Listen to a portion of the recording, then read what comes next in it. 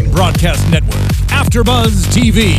Over 20 million weekly downloads in over 150 countries, and your number one source for after-show entertainment.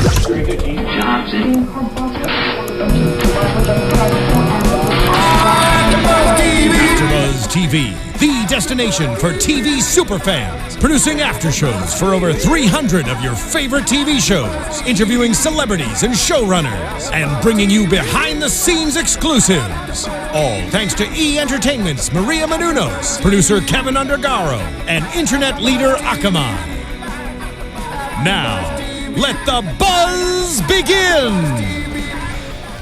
I can't even hear that. Welcome, ladies and gentlemen.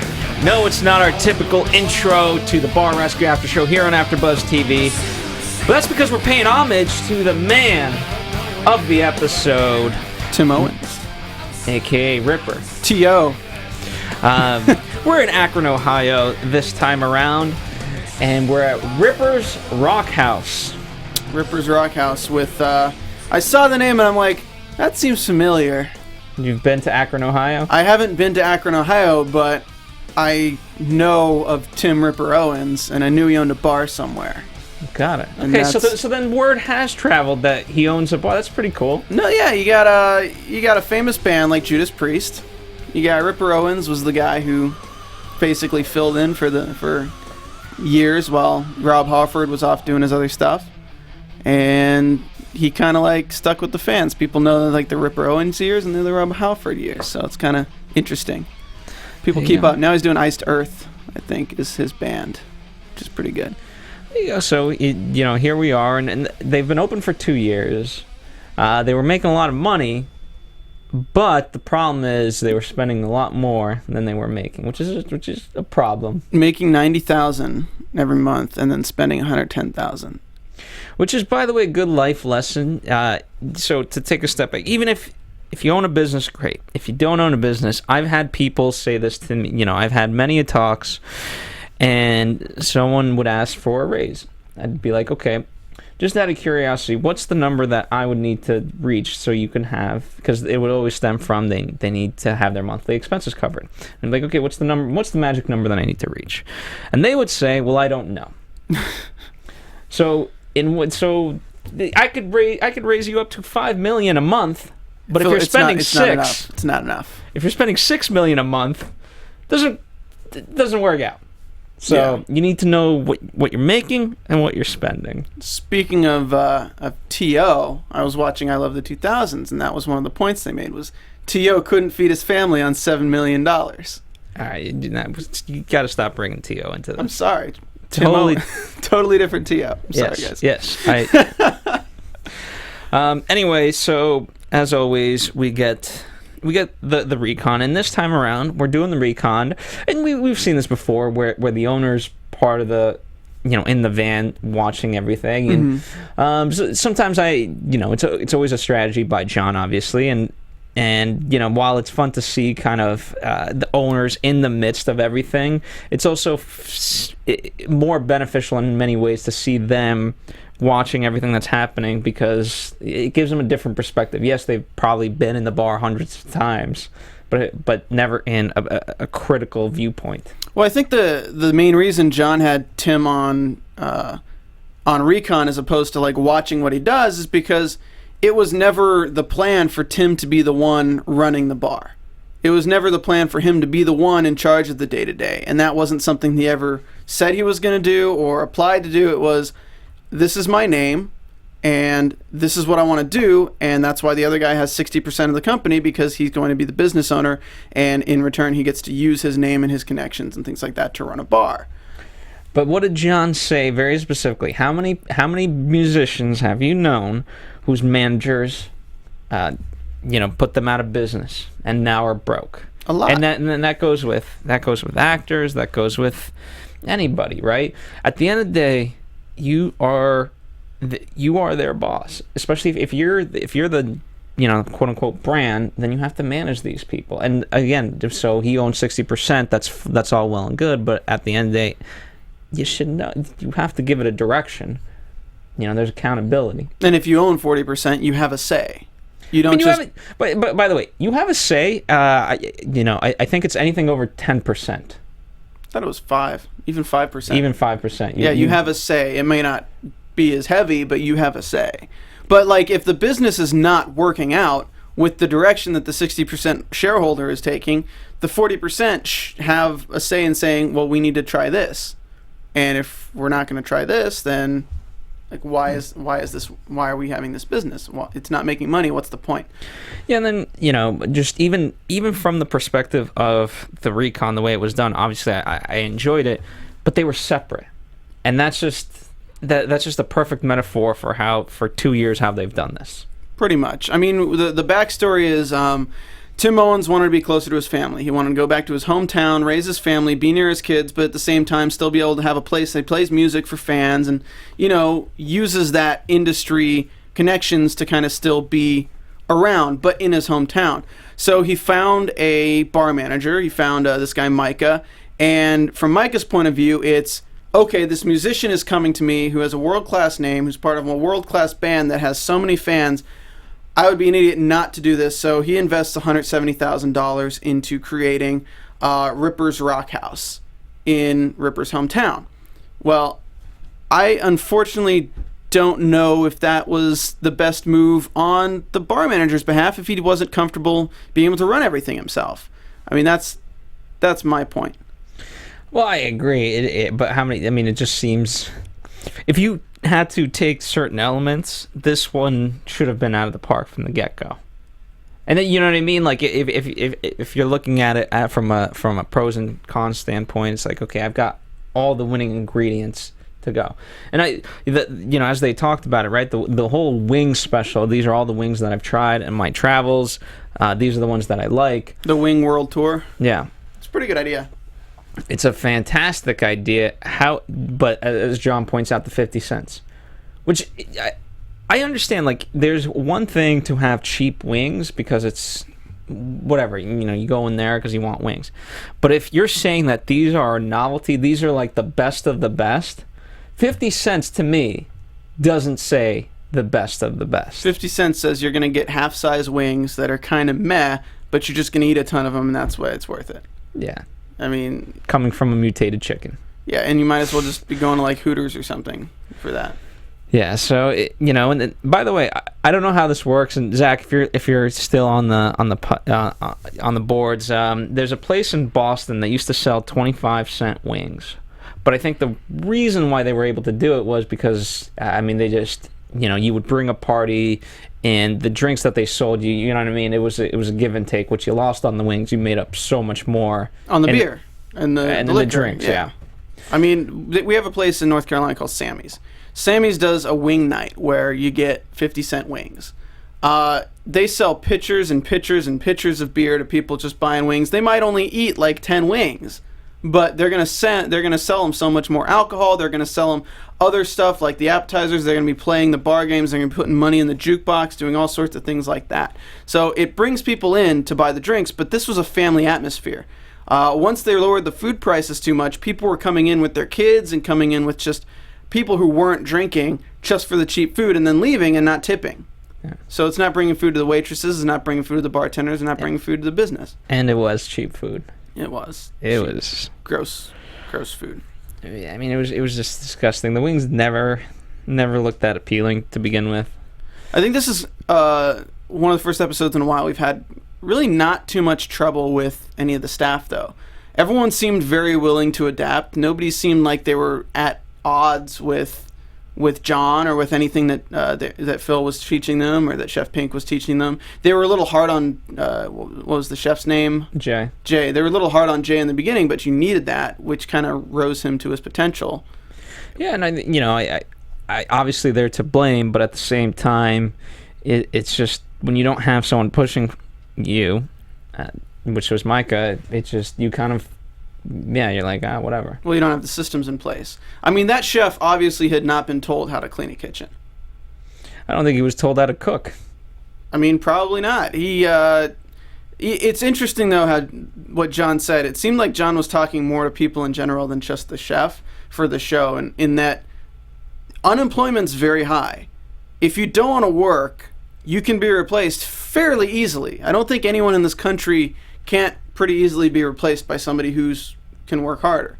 So when he's telling him that, it's not to like degrade him and say that like, oh, you suck. It's more just being like, look, man, you have a job right now. You are in that good position. You just need to make sure you're living up to that. Yeah, I think it's a little bit of both. I mean, John does admittedly come from a scarce tactic, you know, and he likes to shake it up that way because, especially in this short amount of time, it proves results, right? You know, whereas under normal circumstances, yeah, he might have a little bit more patience and be able to explain a little bit more. By the way, he did a great interview with our own Maria Menounos on Maria's new show, Conversations with Maria, on Stars 109, which is on Sirius XM. So Yeah, check that out. That was last Thursday. You can catch it on demand. And there's some great, it goes beyond just bar rescue. There's a lot of good tidbits about business in general that John shares that Maria was able to pull out. Yeah, buy the book too. So, but interesting kind of recon. We get a bartender who was there. She no longer works there because she wasn't making any money on tips, and she's doing the recon. And for the most part, it's no better than she left. In fact, it's probably worse. The food's not good. The drink looks like the ocean breeze, right? I mean, to be fair, it probably looks like a standard ocean. I mean, I guess if you're going to be literal with it, but it looked more like an LA water.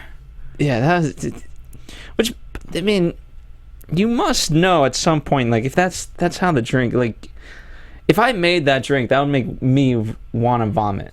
It's not a case of like, this happens more with food where, someone makes their food and it's not really shareable for other people because it's something that they enjoy and they understand that. Mm-hmm. I would say this goes beyond that. This is not a drink that you serve to people. I was baffled, and I think they put it best when they go over the drink menu and they're like, you're a heavy metal bar.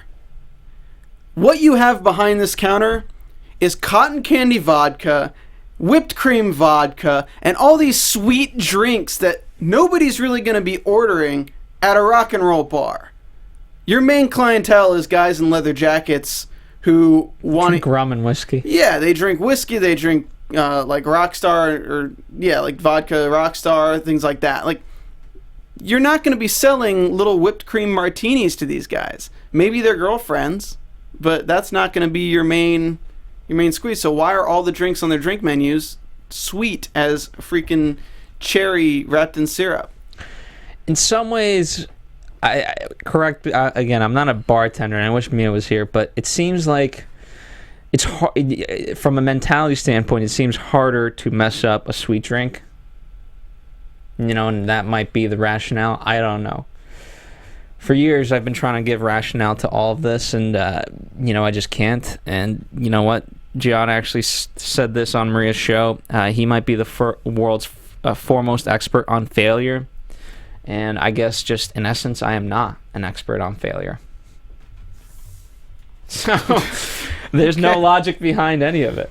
And I try to every week to give it some. So we talked about how they go in the kitchen, everything's dirty, everything's sticky. Everything's a fire hazard because they're making wings all the time with a fryer and oil's going everywhere. Even before that, right? So John walks in with Tim. Yeah. And, he sits down with both of them and as later in the episode, John says, they're very kind of arms close to the chest, not really open. Their whole body language says, I don't want to be here. To the point that, in fact, Micah walks out and John says, hey, get him back.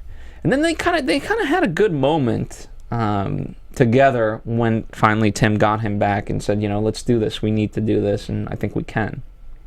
Yeah, I mean, I can't... As much as I disagree with everything that Micah has been doing with the bar, I can't, blame him in the way that Tim hasn't wanted to really be an owner. So even if he says, hey, these are my ideas, it's not like he's the one implementing them. It falls on Micah. So Micah probably views it as this is all this work that he's trying to dump on me, blah, blah, blah. I do think that you can't have servers throwing away all the silverware and not just create a system and then replace it with baskets and freaking paper.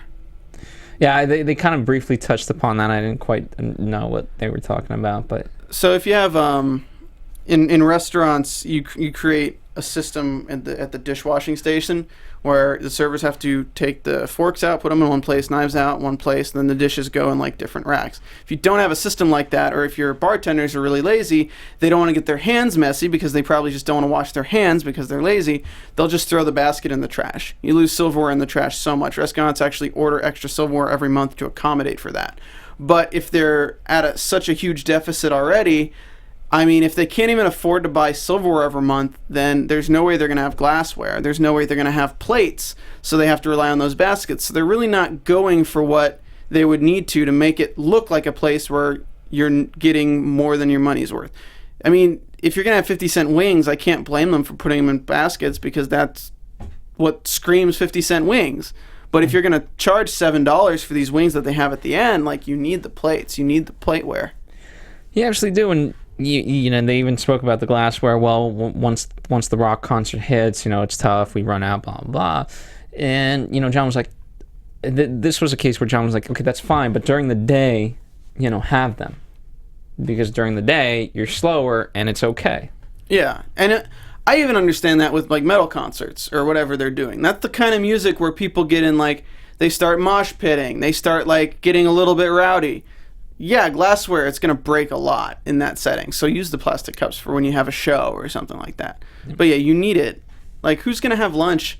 Hey, I'll have the sandwich, and they bring you like a little plastic cup. You're like, well, it's not even the sandwich aspect. I mean, that yes, but then also just imagine you've ordered a cocktail, and let's say, you know, the ocean breeze, and let's say it looks the way it's supposed to. You've just devalued it by so much by putting it in this plastic cup. Yeah. You know, because, you know, yeah, if it's in a nice glass and so on and so forth, then you look at it the way it's supposed to. Wow, you know, that's a $14, $15 cocktail. Yeah, the visualization is everything when it comes to pricing. Hookah bars. They have the regular hookah, and then they're like, have this $50 glass hookah. It's only $30 more. It tastes the same, but it's glass. It makes you look pimpin' at your table. Like, so having those visual markers are where the value comes in, where people feel like they can pay the $7 for something that might be only worth $2. So movie theaters have everything looking really nice because popcorn has a 3,000% increase in profit. Like, the upcharge in that is ridiculous. Yes, it is. I don't know. So they're on the stress test, and the stress test is basically they're only making those one wings, and the flavor of the wings where they use Coke and whiskey. I love Chef Pink bringing in these quick wet recipes. And then the drink they're making is like a lemonade. Yeah. It's really seems fairly simple to make lemonade, but I don't know if these bartenders are used to doing normal pours or serving more than one person at once.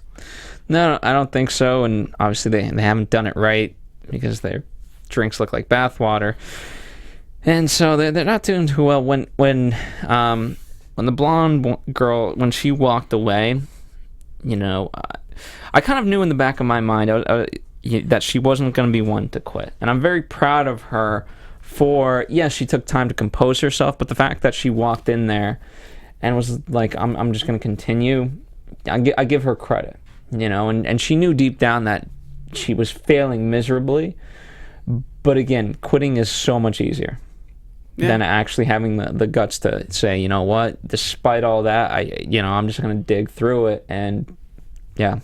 I think sometimes it also helps to do that. In cases, if you know how you're going to react to stress and you know how you're reacting currently, if you need to go take 30 seconds and just breathe for a second so you can handle things, because if you're really stressed, if you have lots of anxiety, everyone's yelling at you, you won't develop a plan to try to tackle the problem in front of you. Some people can think that way. In live production, you're kind of forced to think that way, but in that setting you should be. But she's on TV. I think she'd prefer to go in the back and look like she's stopping for a minute than to just start screaming at people at the bar.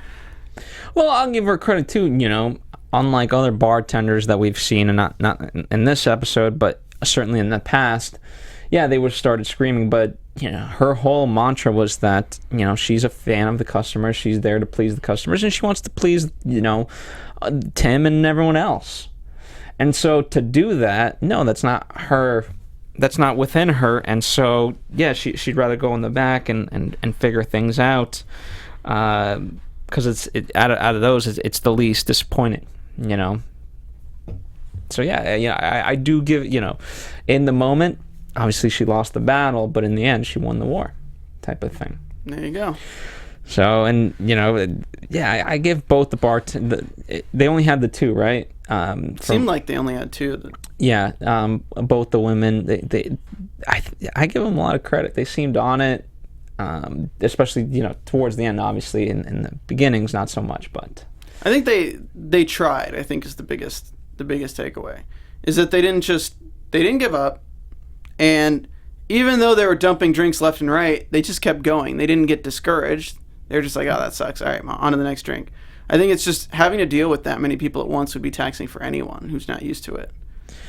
Yeah, and you've got a lot of screaming people. I mean, there's so many different elements to it, but obviously that's why they call it a stress test. And which, by the way, so after the stress test is done, the two highlights, the wings were great, and we had a good crowd, and so I haven't really seen this, and I would have liked to see John's assessment of the meeting, but John had them lead the post stress test meeting, which I thought was kind of interesting. It was a good bonding moment for all of them. If I had to rate them, I was a little, not that they should have been harsher, but I think they could have, there was a commodity there of, yes, we didn't do so well. Here's how we pick ourselves up. It wasn't quite, let's say, the Braveheart speech that it needed to be. It didn't really bring them to get excited about the relaunch. It kind of just was like, yeah, guys, this is where we were bad, but we'll do better next time. Yeah. It wasn't William Wallace. You're right. Yeah, and yeah. That's as best as I can explain it. You're not going to get William Wallace from a lot of people. I think John Taffer can deliver a William Wallace. But again, it's one of those moments that you just need to, and that's why John had them do it, was to exercise that skill. Now hopefully they get better at it, and I do it with you. I throw you into the fire and just say, hey, you lead this. Yeah. And that's the only way now. Sometimes you do better, sometimes you do okay. Hey, you lead this meeting. By the way, I haven't told you what the meeting's about, but have fun. Well, yeah, I mean, I would have been curious to see if John prepped them any sort of way and said, hey, make sure to bring this up, or he just literally just said, you guys conduct the meeting. Yeah, I don't know, and we don't know what's cut out either.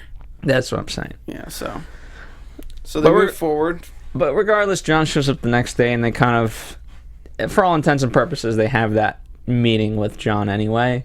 And the nice part is, I think maybe John did watch that, and said, okay, they've come to an understanding where they're going to work as a unit. They want to get better. However, now they also need their souls uplifted, and I think that's what John was able to do the next morning, was really give them that fire that they didn't have. So I really like we're going to get into renovation now, I'm assuming. Yes. I really liked that they installed the trellis. Yes, that was a very good touch that I don't think I've ever seen that. I'm just like, wait, Tim kept the trellis that he first walked through from first stage? Like, how did he just, get that? Like, hey, I'm going to buy that off you guys.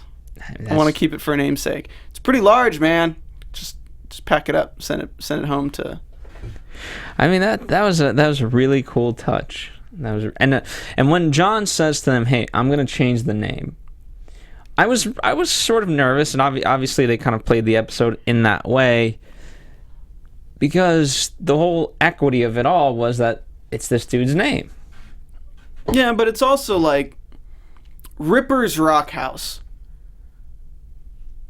I mean, it's his hometown. I don't think his hometown calls him Ripper, right? His nickname's Tim Ripper Owens, but I don't think people around there call him Ripper. I feel like people around there call him Tim. So calling it Tim Owens Travelers, like, it makes a lot more sense, I feel, for his hometown at the very least. For the hometown, at the very least, I mean, I would like to see how many people show up there just to show up there. But at the same time, yeah, I mean, as nervous as I was, Tim Owens' Travelers Tavern. Sounds better. I mean, it encompasses what it is. Well, it's like if I'm driving down the highway and I'm hungry or something like that, I'm gonna go to a place that calls itself a tavern. I'm not gonna go to a place that calls itself a rock house. Yeah, because you're not there to see music. I'm not there to see music unless, like, I mean, if they were gonna establish themselves as a concert only place where people go to drinks and have concerts, like, yeah, the rock house makes sense. They're food. They need $170,000 out of that. So they need to think about the money and not about the rock. Yeah.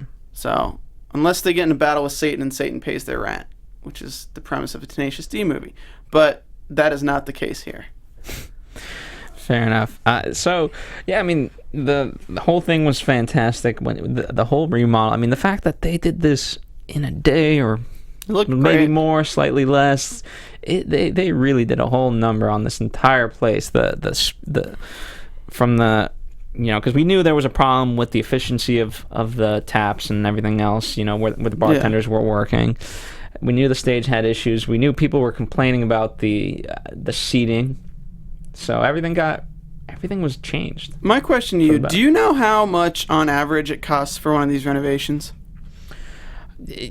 Like, has anyone told you behind the scenes, or can you not say anything? I think I've been told. I don't know if it's always the average. I know. Here's the thing: some of them, John, goes higher, some of them goes lower. So yeah, I'm not unless I get John's actual permission or he says it, I'm not gonna say anything. But, like, is it something that these owners, do you think, if they had the wherewithal to just go out and say, hey, I'm going to do this, do you think it's something they could afford? No, I don't think so. Yeah? Because, well, I think it maybe, but again, it's all the little... that.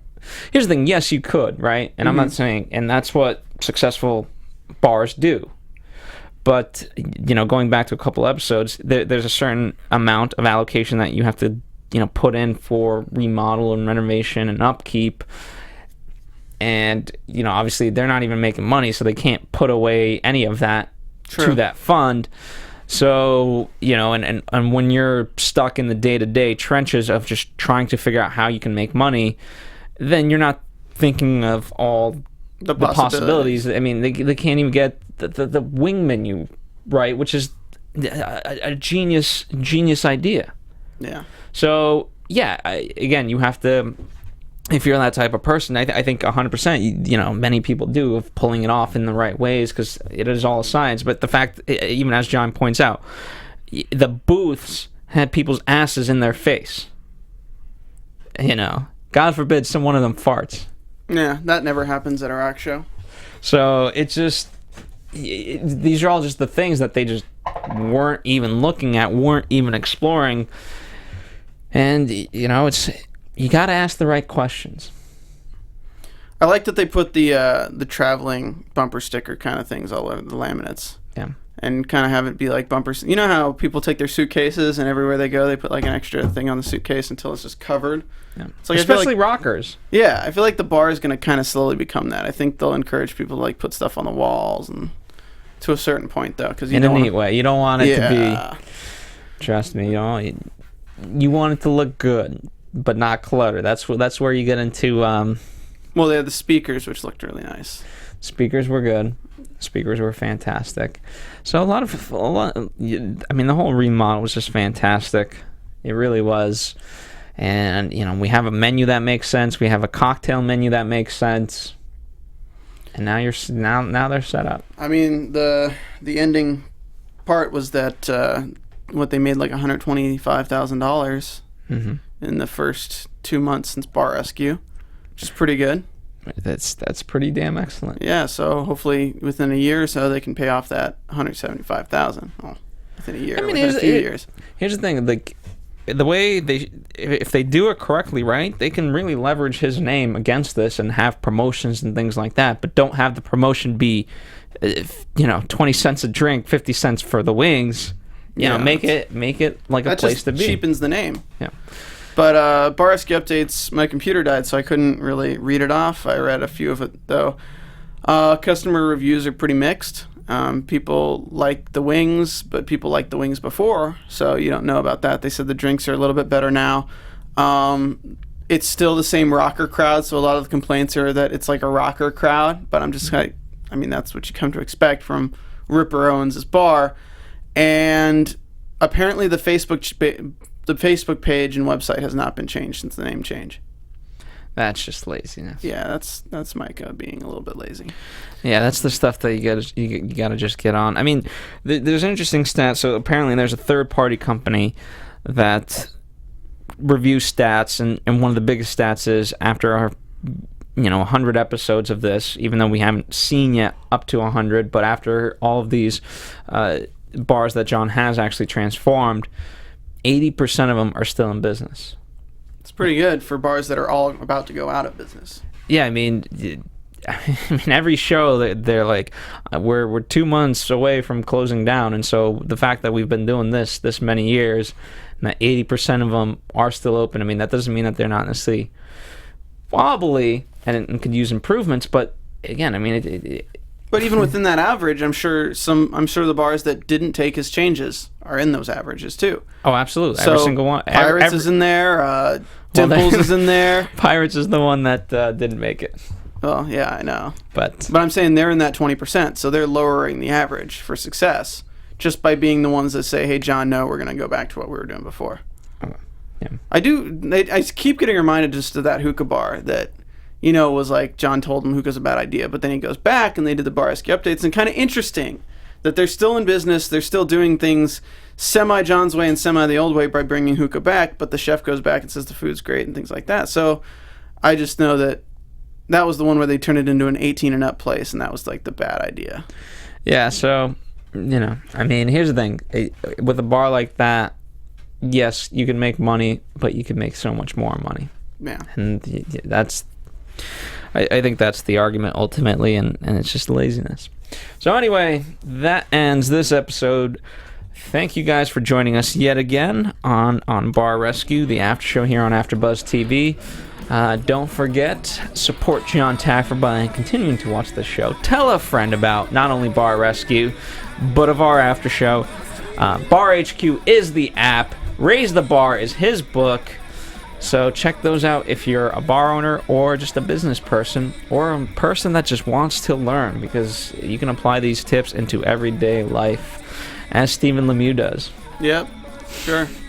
No idea, yeah. Anyway, we'll see you next time on another Bar Rescue. Bye.